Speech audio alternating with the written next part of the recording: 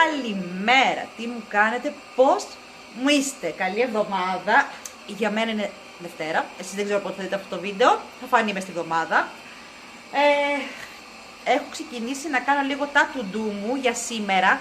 Έκατσα το πρωί και σκέφτηκα 5-6 πράγματα που πρέπει να κάνω οπωσδήποτε, γιατί ξεχνάω. Έκατσα, σκέφτηκα τι έχω οπωσδήποτε να κάνω σήμερα. Τα έγραψα, θα σας βάλω κάπου εδώ πέρα και το note που έχω.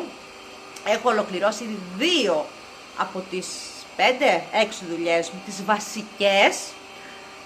Τώρα μου έχουν μείνει τα πιο δύσκολα. Είναι αυτό ότι ξεκίνα με τα εύκολα, τα τελειώνουνε και να πιάσει μετά τα υπόλοιπα.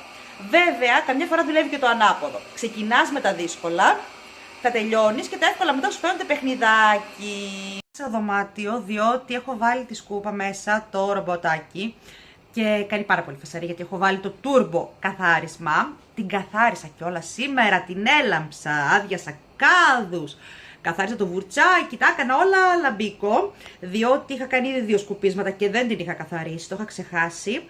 Και θέλω, ρε παιδί μου, κάθε φορά που κάνει σκούπισμα να την αδειάζω αμέσως, να είναι κομπλέ για την επόμενη πριν φορτίσει.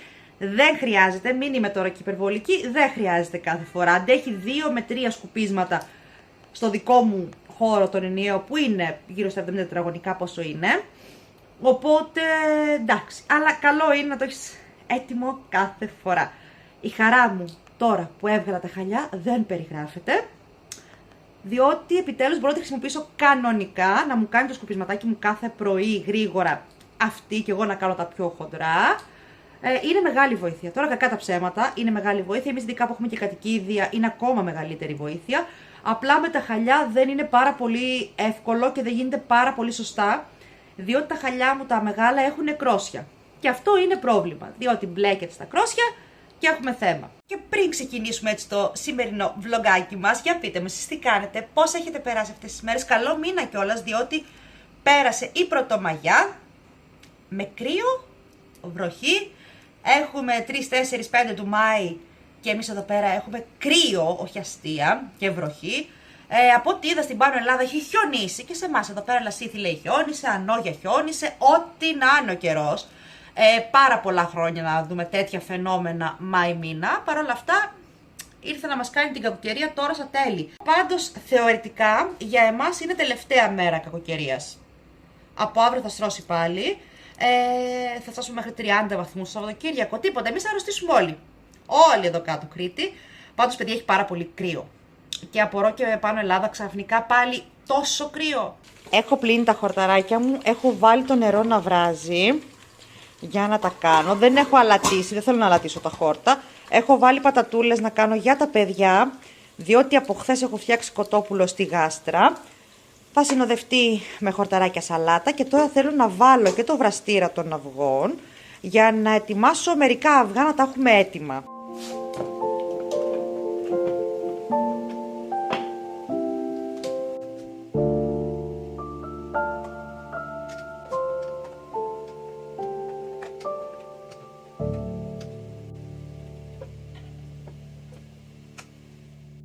Ένα tip για τα χόρτα, σε περίπτωση θέλετε να βράσετε, θα τα βάλετε μέσα στο νερό αφού πρώτα έχει βράσει καλά, δηλαδή να κοχλάζει καλά.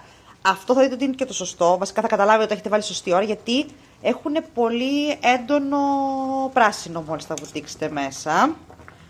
Τώρα για να καταλάβουμε ότι έχουν βράσει, συνήθως παίρνουμε ένα κομματάκι από το πιο χοντρό κομμάτι του χόρτου, το πιέζουμε. Και όταν έχει βράσει, αυτό λιώνει ουσιαστικά. Πιέζεται πολύ και λιώνει με το πιρούνι. Εντάξει, εγώ μόλις τα έβαλα, προφανώς και δεν έχουν βράσει ακόμα. Με λαδάκι, αλατάκι, λεμονάκι, θα είναι υπέροχη σαλάτα. Τα βρήκε ο Νίκος προχθές στο μάρκετ και τα πήρε, γιατί γενικά μας αρέσουν τα χόρτα σαλάτα. κάθε είδους σαλάτα θα μπορούσα να πω. Μία από τις δουλειές που είχα να κάνω ήταν να καθαρίσω την καρέκλα με βιονόλ. Λοιπόν, αυτή η καρέκλα την έχουμε κάποια χρόνια, είναι IKEA και έχει λερωθεί. Τα μπράτσα της έχουν λερωθεί πάρα πολύ. Εντάξει, και κάποια σημάδια με τα παιδιά θα καθαρίζουν πιο εύκολα. Αλλά κυρίως τα μπράτσα θέλω να καθαρίσω. Και μου είπαν ότι με βιονόλ καθαρίζει καλά. Λοιπόν, βλέπετε εδώ πέρα πώς είναι. Και θα το δοκιμάσω τώρα, να δω τι θα γίνει.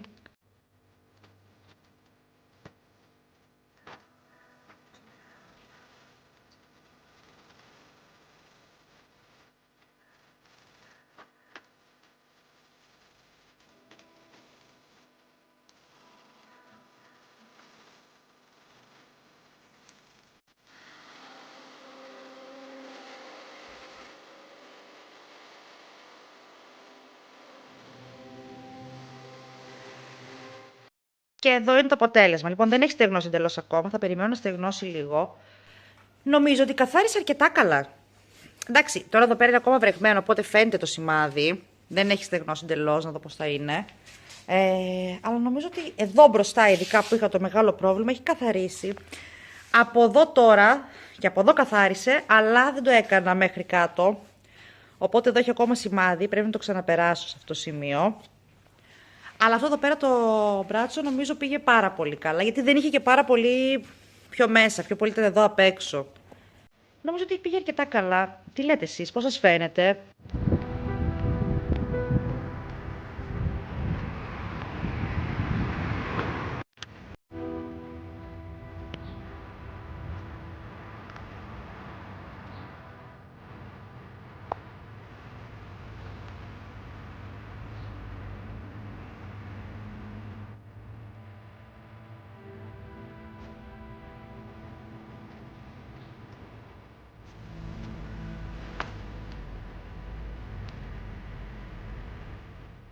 Προφανώς και δεν τελείωσα όλες τις δουλειές μου χθες.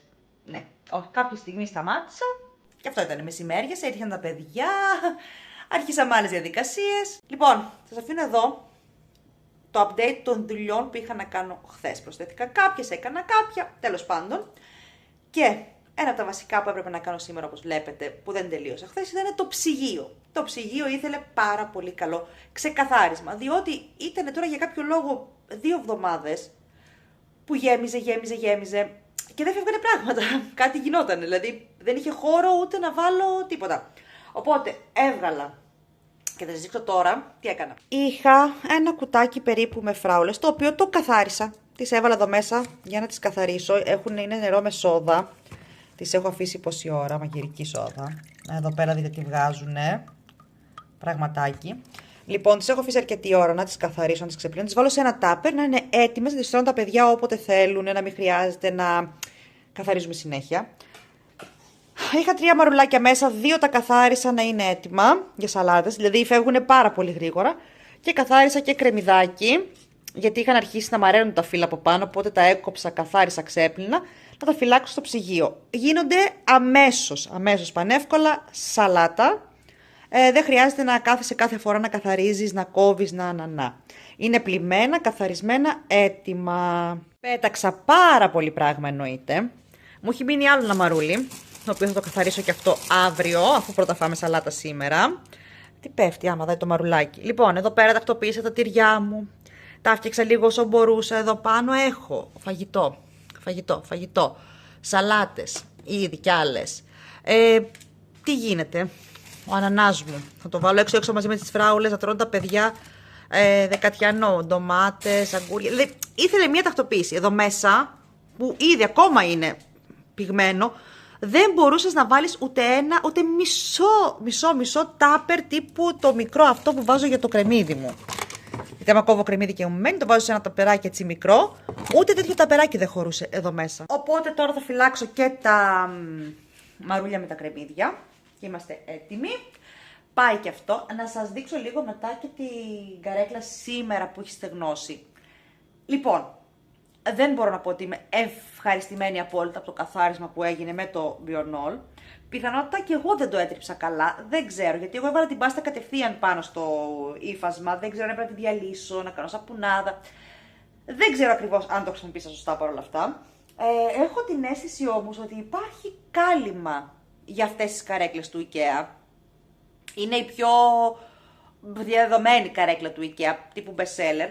Και νομίζω ότι υπάρχουν και καλύματα και σε άλλα σχέδια. Οπότε θα ρίξω μια ματιά και στο site να δω. Και αν δεν καθαρίσει πάρα πολύ καλά, μόνο θα πάρω κάλυμα. Επίσης, θέλω να κάνω και ένα ερώτημα. Σήμερα θα έρθουν να πάρω τα χαλιά. Τα έβγαλα, διορέτηκα καλά. Λοιπόν, σήμερα θα έρθουν να πάρουν και τα χαλιά. Και θέλω να ρωτήσω τον κύριο που θα έρθει να τα πάρει το συγκεκριμένο κατάστημα, για να τα καθαρίσουν, αν κάνουν και καθαρισμό καρέκλες, καναπέδες, ενώ πολυθρόνες τέτοιες, στρώματα. Και αν κάνουν, να το κανονίσουμε. Αν δεν κάνουν, να ξέρουν κάποιο τρόπο να καθαρίσουν την καρέκλα. Η ημέρα σήμερα είναι υπέροχη. Έχει ήλιο, έχει ζέστη σε βαθμό, βλέπετε, κοντομάνικο, δεν είναι ούτε καν ζακέτα αυτή τη στιγμή. Και εγώ ήθελα να ανεβάσω το βίντεο σήμερα, αυτό. Και τι ξέχασα, τι ξεχνάω πάντα, το κλείσιμο.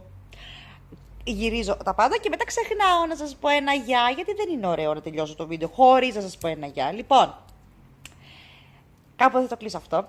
Σας φιλώ, σας χαιρετώ, σας στέλνω όλη μου τη θετική ενέργεια και θα προσπαθήσω να ανεβάσω κι άλλο μες την επόμενη εβδομάδα. Έχω ένα σκοπό. Ο σκοπός μου και ο στόχος μου είναι να ανεβαίνει ένα βίντεο την εβδομάδα. Κάποιες φορές το καταφέρνω, κάποιες όχι. Ελπίζω την επόμενη να το καταφέρω, θα φανεί. Τι πιστεύετε, θα τα καταφέρω ή όχι? Γιατί έχει αποδειχτεί πολλές φορές ότι δεν είμαι και πολύ εντάξει σε αυτό. Αλλά εσείς τι πιστεύετε, θα τα καταφέρω ή όχι? Λοιπόν, φιλάκια πολλά!